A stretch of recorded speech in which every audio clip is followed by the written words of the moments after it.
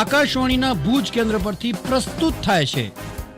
અવનવી અને ચટપટી વાનગીઓનો રસથાળ સુરભીની સોડમ.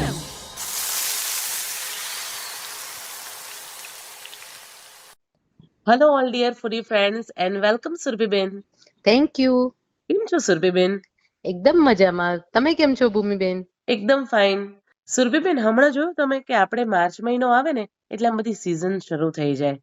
પરીક્ષાની સિઝન તો આવે, સાથે હા. મસાલાની સિઝન આવે, અથાણાની સિઝન આવે, અને હા, આપણા તહેવારો પણ હવે એક પછી એક આવતા જ જાય છે. બહુ સાચી વાત છે. તો આ તહેવારોનો આખો મહિનો જે છે, આમ કહી શકાય કે અલગ અલગ તહેવારો આપણે ઉજવવાના છીએ. અને હવે હા. આપણે નજીકમાં જ એક તહેવાર આવી રહ્યો છે, અને એ છે ચેટીચંદ્રનો. હા. અને આ ચૈત્રી ચંદ્ર કે ચેટીચાંદ જે આપણે કહીએ તો એમાં બીજા ફક્ત આપણે જ નહીં, એટલે કે કચ્છીઓ કે ગુજરાતીઓ જ નહીં, પણ ગુડી પડવા મહારાષ્ટ્રીયન ઉજવે છે. એની સાથે ઉગાડી છે, એ પણ ઉજવાય છે. તો આવી રીતે એક જ દિવસમાં 4 રીતે આ દિવસનું સેલિબ્રેશન થતું હોય છે. ચૈત્રી ચંદ્રના દિવસે આપણા લિસનર્સને આપણે કઈ રેસીપી શીખવશું? જો ચૈત્રી ચંદર હોય એટલે કંઈક તો મીઠું બનવું જ જોઈએ. અને ચૈત્રી ચંદરના મોટા ભાગે બધાના ઘરે મીઠી ભાત બનતી હોય છે. મીઠી ભાત બને અથવા તો શીરો બનતો હોય છે, એટલે કંઈક પણ મીઠું બનતું હોય છે. ને મીઠી ભાત એ એક ટ્રેડિશનલ વાનગી છે કે જે બધાના ઘરે બનતી હોય છે. તો આજે એ જ મીઠી ભાત આપણે આપણા લિસનરને શીખવાડીશું. જી, બિલકુલ, બિલકુલ. તો સરસ મજાનો આ પર્વ આવી રહ્યો છે, અને સામાન્ય રીતે જેટલા પણ સિંધી ભાઈ બહેનોનું ઘર છે, અથવા તો જે લોહાણા કોમ્યુનિટીમાં છે, એ લોકોના ઘરે આ મીઠી ભાત બનતા હોય છે. તો આજે આપણા સૌ લિસનર્સને આપણે આ સરસ મજાનો મીઠી ભાત શીખવી દઈએ. આ વાનગી એવી કહી શકાય કે હવે ભૂલાતી જાય છે એમ. હમ કે આજની જે જનરેશન છે ને એ લોકો આ વાનગી કેમ બનાવવી એ એના પેરેન્ટ્સ એટલે કે દાદી છે કે નાની છે કે મમ્મી છે ત્યાં સુધી સીમિત રહી છે. પણ હવે નવી આવેલી વહુઓ છે કે નવી દીકરી છે, એ લોકો આ વાનગી ટ્રેડિશનલ વાનગી છે પણ કેમ બનાવી એમાં ઇન્ટરેસ્ટ નથી લેતા. અને કદાચ બનાવવી પડે ને તો ખબર નથી પડતી કે કેમ બનાવવી હોય છે. તો મને લાગે છે કે આજની આ વાનગી એ લોકો માટે ખૂબ જ ઉપયોગી થઈ જશે. બિલકુલ સાચી વાત છે. જો હવે સૌથી પહેલા તો આપણે એના ઇન્ગ્રેડિયન્ટ્સ જોઈ લઈએ. જી. એના માટે આપણે અડધો કપ ચોખા લેવાના છે. હવે અડધો કપ ચોખા લઈશું એટલે લગભગ 3 વ્યક્તિને થઈ શકે એટલા ભાત આપણા તૈયાર થશે. અને ચોખા તમે બાસમતી લેવાના છે, એટલે બાસમતી ચોખાના મીઠી ભાત બહુ જ સરસ તૈયાર થાય છે. હમ તો અડધો કપ ચોખા લઈશું. એની અંદર આપણે 1 કપ પાણી લેવાનું છે. 1 કપ પાણી એટલે કે એના કરતા ડબલ પાણી લઈશું આપણે. 5 કપ ખાંડ લઈશું. એની સાથે 2 ટેબલ સ્પૂન ઘી, તજ, લવિંગ, ઇલાયચી, કાજુ, બદામ, પિસ્તા અને દ્રાક્ષ આ 1/4 કપ મેં લીધેલા છે. આ તમને તમારી ઈચ્છા મુજબ તમે લઈ શકો છો. અને સાથે 2 થી 3 ટેબલ સ્પૂન કેસરવાળું દૂધ લેવાનું છે. હમ ઇન્ગ્રેડિયન્ટ્સ તો બહુ જ ઈઝી છે, અને આ ખરેખર ચોખા એટલે કે આ જે મીઠી ભાત છે એ બનાવવામાં ખૂબ સરળ છે, અને સાથે સ્વાદમાં બહુ જ સરસ લાગે છે. હમ સૌથી પહેલા આપણે શું કરવાનું છે કે એની રીત જોઈ લઈએ. તો એના માટે સૌથી પહેલા આપણે ઘી લેવાનું છે. 1 ટેબલ સ્પૂન આપણે ઘી લઈશું. અને એ ઘીમાં તજ, લવિંગ, ઇલાયચી, કાજુ, બદામ, પિસ્તા અને દ્રાક્ષ પેલા તજ, લવિંગ અને એલચી ઉમેરી લેવાના છે. અને પછી એની અંદર આ બધા ડ્રાયફ્રુટ્સ ઉમેરી લેવાના છે અને એને થોડા શેકી લેવાના છે. એટલે ઘીમાં શેકેલા ડ્રાયફ્રુટ જ્યારે ભાતની અંદર સ્વાદમાં ખાવામાં આવશે ને ત્યારે બહુ જ સરસ લાગશે. શેકાઈ જાય ને એટલે એની અંદર પછી ચોખા ઉમેરવાના છે. આ ચોખાને આપણે લગભગ 15 થી 20 મિનિટ સુધી પલાળી રાખવાના છે. અને પછી એનું પાણી નિતારી અને ચોખાને પણ આપણે 1 થી 2 મિનિટ માટે ઘીમાં શેકી લેવાના છે. ઘીમાં જ્યારે ચોખા શેકાશે ને ત્યારે પણ એનો સ્વાદ બહુ જ સરસ આવે છે. ચોખાને શેકી લેવાના છે, અને પછી એની અંદર આપણે 2 ગણું પાણી ઉમેરી દેવાનું છે. 2 ગણું પાણી ઉમેરી અને ઢાંકીને થવા દેવાના છે. ખાસ એ વાતનું ધ્યાન રાખવાનું છે કે ખાંડ છે ને એ સૌથી પહેલા નથી ઉમેરી દેવાની. હમ જો તમે કોઈ પણ વાનગીમાં ખાંડ પહેલા એડ કરી દેશો ને તો એ વાનગી છે ને ચડશે નહીં. એટલે કે ધારો કે ચોખા છે તો ચોખાને ચડતા ખૂબ જ વાર લાગશે. આપણે લાપસી બનાવતા હોઈએ તો લાપસીમાં પણ જો તમે ખાંડવાળું પાણી તરત જ ઉમેરી દો ને કે જી લાપસીનો દાળો શેકીને તરત તમે ખાંડવાળું પાણી ઉમેરો ને તો એ ચડવામાં ખૂબ જ વાર લાગે છે. જી તો આની અંદર પણ આપણે પેલા પાણી ઉમેરી અને એને થોડું ચડવા દેવાનું છે. 80% રંધાય અને થોડું પાણી હોય ને ત્યારે એની અંદર આપણે ખાંડ ઉમેરી દેવાની છે. 5 કપ ખાંડ ઉમેરી દઈશું. ખાંડ ઉમેરી અને ફરીથી એને ઢાંકીને થવા દઈશું. આ અડધો કપ ચોખા છે એટલે લગભગ 8 થી 10 મિનિટ 10 થી 12 મિનિટમાં તૈયાર થઈ જશે, એનાથી વધારે વાર નહીં લાગે. અને પછી ચોખા ચડવા આવે અને ખાંડ પણ ઓગળી જાય અને ખાંડનું પાણી પણ થોડું બળવા આવે ને એટલે એની અંદર 2 થી 3 ટેબલ સ્પૂન કેસરવાળું દૂધ ઉમેરી અને મિક્સ કરી લેવાનું છે. મિક્સ કરી ઉપરથી 1 ચમચી ઘી નાખી અને ઢાંકીને ફ્લેમ ઓફ કરીને ઢાંકીને એને 10 મિનિટ રહેવા દેવાનું છે સીજવા માટે. એટલે ભાત છે એ સરસ રીતે સિજાઈ જશે. એની સાથે બધી જ સુગંધ એકદમ ભળી જશે, કારણ કે તજ લવિંગ તો આપણે વઘારમાં એડ કર્યા હતા એટલે એ જ્યારે ચોખા ચડશે ને એની સાથે સાથે જ એની સુગંધ પણ બહુ જ સરસ ભળી જશે. અને કેસરવાળું દૂધ આપણે ઉપરથી એડ કર્યું છે એટલે કેસરની પણ સુગંધ જ્યાં ઢાંકીને રાખશો ને એટલે બહુ જ સરસ થઈ જશે. પછી સરસ રીતે મિક્સ કરી લેવાનું છે અને મીઠી ભાત તૈયાર થઈ ગયા. હવે તમે એને સર્વ કરી શકો છો. અને જનરલી આ મીઠી ભાત છે એની સાથે છોલે ખવાતા હોય છે, તો આ મીઠી ભાતની સાથે તમે છોલે સર્વ કરી શકો છો. અરે વાહ! સરસ મજાના આપણે આ ટ્રેડિશનલ રેસીપી કહી શકીએ કે જ્યારે પણ આવો કોઈ શુભ પ્રસંગ હોય કે કોઈ તહેવાર હોય, ત્યારે આપણા ઘરે મીઠી ભાત બનતા હોય છે અને સાથે સાથે છોલે બનાવવાની પણ એક પરંપરા છે, એક ટ્રેડિશન છે. તો આ ચેટીચાંદના દિવસે આપણે સૌ મીઠી ભાત અને છોલે આપણા ઘરે જરૂરથી બનાવીએ. ચોક્કસથી. તો સુરભીબેન, આપ અહીં આજે કાર્યક્રમમાં આવ્યા અને એટલી સરસ મજાની ટ્રેડિશનલ રેસીપી, કારણ કે ઘણીવાર એવું થતું હોય છે કે અત્યારની હવે જે પેઢી છે એમને હમણાંની તો બધી જ ડિશિસ બનાવતા આવડતી હોય છે, પણ જ્યારે આવી કોઈ ટ્રેડિશનલ રેસીપી બનાવવાની હોય તો ત્યારે એ લોકોને ખ્યાલ નથી આવતો કે કઈ રીતે બનતી હોય છે. તો સાચી વાત આપણે છે. આ પ્રોગ્રામની અંદર આપણા લિસનર્સને બધી જ વાનગી શીખવીએ છીએ, તો આ હા, વાનગી પણ આપણા લિસનર્સને જરૂરથી પસંદ આવશે. ચોક્કસથી પસંદ આવશે.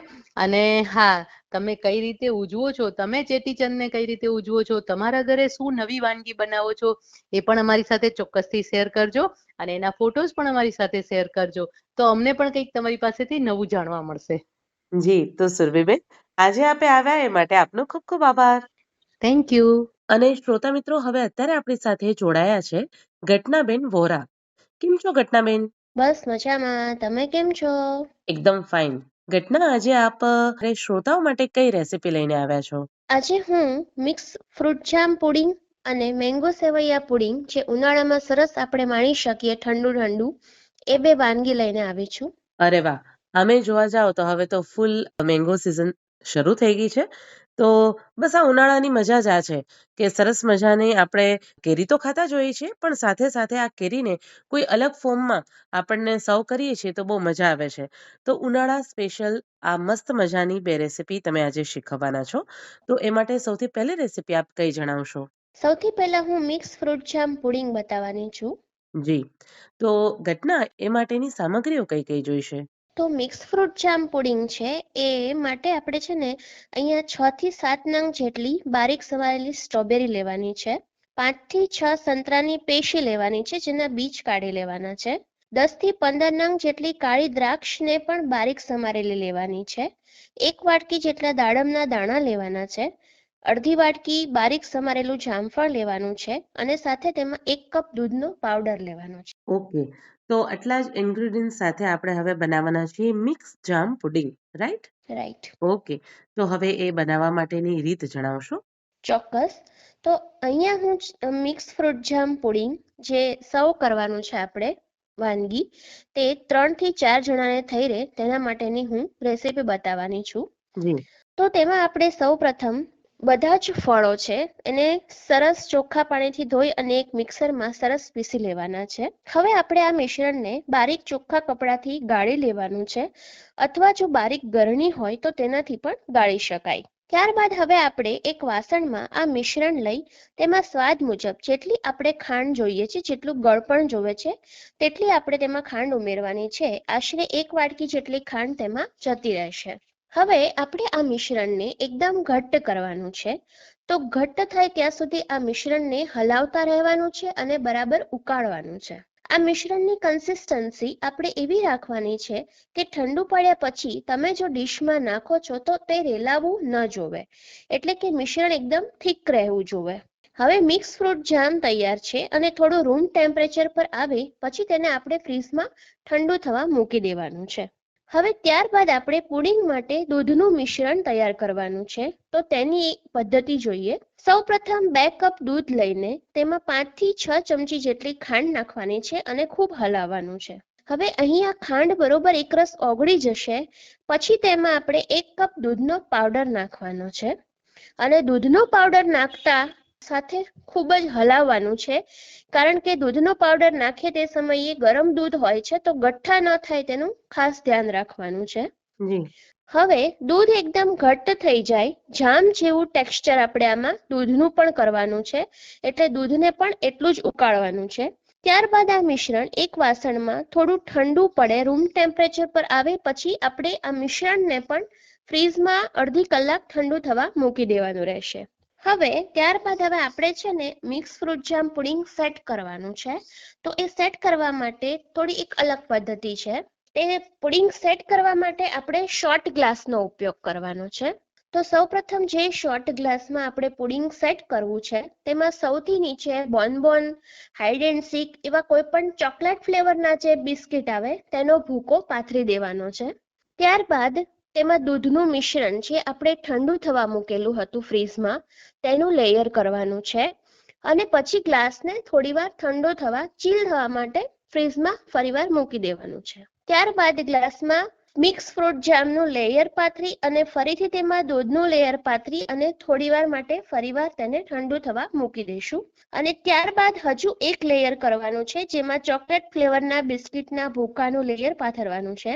ત્યારબાદ ઉપર ફરીવાર એક દૂધનું લેયર આવશે અને એની ઉપર ફરીથી તમે મિક્સ ફ્રૂટ જામ જે છે તેનું લેયર કરવાનું છે. અને ત્યારબાદ હવે ટોટલ 15 થી 20 મિનિટ સુધી તમારે ગ્લાસને સેટ થવા મૂકી દેવાનું છે. હવે આપણે તેમાં ઉપર કાળી દ્રાક્ષ, ઝીણી સમારેલી, દાડમના દાણા અને સ્ટ્રોબેરીની સ્લાઇસ કરવાની છે પતલી પતલી. તેને આપણે મિક્સ ફ્રૂટ જામ પુડિંગમાં ઉપર ગાર્નિશ કરવાનું છે. તો મિક્સ ફ્રૂટ જામ પુડિંગ એકદમ ઠંડો ઉનાળામાં સરસ મજા માણી શકાય એવો હવે સર્વ કરવા માટે તૈયાર છે. અરે વાહ, રિયલી દેખાવમાં પણ એકદમ જ એટ્રેક્ટિવ છે. તો બાળકોને તો બહુ જ મજા આવશે એવી આ રેસીપી છે. ખરેખર બાળકોને પણ બહુ મજા આવશે, ઇવન મોટાઓને પણ બહુ જ મજા આવશે આ ખાવાની. જી, અને ઘટના હવે આપ જે બીજી રેસીપી શેર કરવાના છો એ છે મેંગો સેવૈયા પુડિંગ. ઓકે, તો એ માટેની હવે આપણે રીત જણાવી દેશું. ચોક્કસ. તો બીજી વાનગી જે છે એ મેંગો સેવૈયા પુડિંગ છે. હવે ઉનાળામાં ભરપૂર મજા આવે કેરી ખાવાની, તો પણ સાથે સાથે ઠંડી વસ્તુ ખાવાની પણ ખૂબ મજા આવે. તો એના માટે મેં મેંગો સેવૈયા પુડિંગ એ વાનગી લીધી છે. તો મેંગો સેવૈયા પુડિંગ છે તેમાં આપણે 1 નંગ પાકી કેરી જોશે. પાકી કેરી તમે કોઈ પણ લઈ શકો છો, ચાહે હાફૂસ, કેસર, દશેરી, લંગડો કોઈ પણ લઈ શકો છો. ત્યારબાદ 3 કપ દૂધ લેવાનું છે ફૂલ ફેટ વાળું. અગર જો તમે ફૂલ ફેટ વાળું દૂધ નથી લેતા તો તમે ઘરમાં મલાઈ હોય એનો યુઝ કરી શકો છો, અને મલાઈ પણ જો અવેલેબલ ના હોય તો તમે અમૂલનું જે ક્રીમ આવે છે એ પણ ઉપયોગમાં લઈ શકો. જી.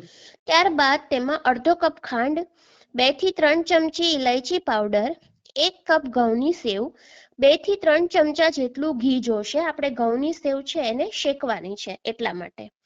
અને બદામ, પિસ્તા, કાજુની કતરણ અને કેરીના નાના થોડા ટુકડા લેવાના છે જે આપણે છેલ્લે ગાર્નિશિંગ કરવા માટે ઉપયોગમાં લઈશું. તો હવે મેંગો સેવૈયા પુડિંગ બનાવવાની રીત બતાવું છું. સૌ પ્રથમ એક કડાઈમાં 2 થી 3 ચમચા ઘી લઈને તેમાં આપણે ઘઉંની સેવ થોડો કલર બદલાય અને શેકાવાની સુગંધ આવવા માંડે ત્યાં સુધી શેકવાની છે. ત્યારબાદ 1 નંગ પાકી કેરી લેવાની છે જેના નાના ટુકડા કરવાના છે, અને જે ટુકડા કર્યા છે એમાંથી થોડા ઝીણા કટકા અલગ અલગ કરવાના છે કે જેને આપણે ગાર્નિશિંગમાં યુઝ કરવાનું છે. હવે બાકીના જે ટુકડા છે તેમાં 1 કપ દૂધ અને 3 થી 4 ચમચી ખાંડ નાખી અને તેનો મિક્સરમાં સરસ પલ્પ કાઢી લેવાનો છે. ત્યારબાદ એક કડાઈ લેવાની છે. કડાઈમાં 2 કપ ફૂલ ફેટ દૂધ લઈને તેમાં આપણે 4 થી 5 ચમચી જેટલી ખાંડ નાખવાની છે. થોડું ધ્યાન અહીંયા રાખવાનું છે કે કેરી પણ ગળી હશે, કેરીના પલ્પમાં ખાંડ નાખી છે તે પણ ગળ્યાશ પકડશે, માટે અહીંયા આપણે માપ પ્રમાણે 3-4 ચમચી જેટલી જ ખાંડ લેવાની છે. ત્યારબાદ આપણે દૂધને ઉકળવાનું છે, 2-3 ઉભરા આવે ત્યાં સુધી ઉકાળવાનું છે, અને પછી તેમાં જે આપણે ઇલાયચી લીધેલી છે એના 2-3 ચમચી પાવડર ઇલાયચીનો તેમાં મિશ્રણમાં નાખવાનો છે. હવે તે દૂધમાં આપણે જે ઘઉંની સેવ આપણે શેકી છે એને ઉમેરવાની છે અને એકદમ સરસ મિક્સ કરી લેવાનું છે. ત્યારબાદ આ મિશ્રણ છે એને એકદમ ઠંડુ થવા દેવાનું છે. ત્યાર પછી જ તેમાં કેરીનો પલ્પ ઉમેરવો. અહીંયા આ વાતનું ખાસ ધ્યાન રાખવું કે દૂધનું મિશ્રણ એકદમ ઠંડુ થવા દેવાનું છે. અધરવાઇઝ કેરીનો પલ્પ તમે સીધો નાખશો, હુંફાળું દૂધ હશે ને કેરીનો પલ્પ નાખશો તો પણ દૂધ ફાટી જવાની શક્યતા છે. માટે તમારે દૂધનું મિશ્રણ એકદમ ઠરવા દેવું. હવે આ મિશ્રણને આપણે શોર્ટ ગ્લાસમાં ભરવાનું છે અને શોર્ટ ગ્લાસમાં એને ભરી અને તેમાં બદામ, કાજુ, પિસ્તાની કતરણ ને કેરીના નાના ટુકડા નાખવાના છે.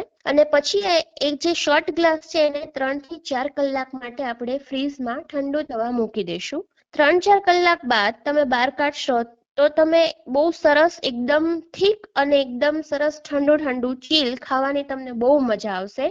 તો મેંગો સેવૈયા પુડિંગ સર્વિંગ કરવા માટે તૈયાર. અરે વાહ ઘટના! સામાન્ય રીતે એવું થતું હોય છે કે ઉનાળો આવે ને એટલે આપણે બધાને એમ થાય કે કંઈક ઠંડુ ખાવું છે. ત્યારે આપણી પાસે આઈસ્ક્રીમ છે, લસ્સી છે, આ બધું તો આપણે લેતા હોઈએ છીએ.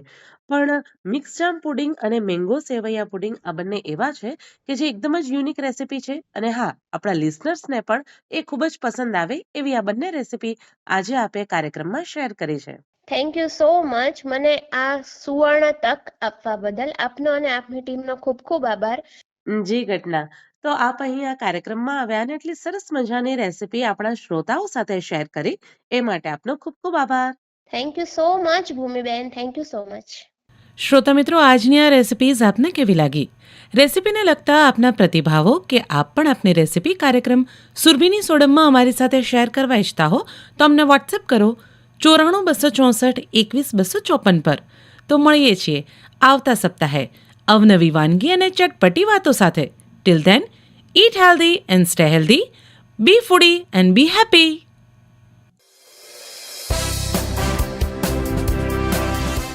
હમણાં જ આપ સાંભળી રહ્યા હતા કાર્યક્રમ સુરભીની સોડમ.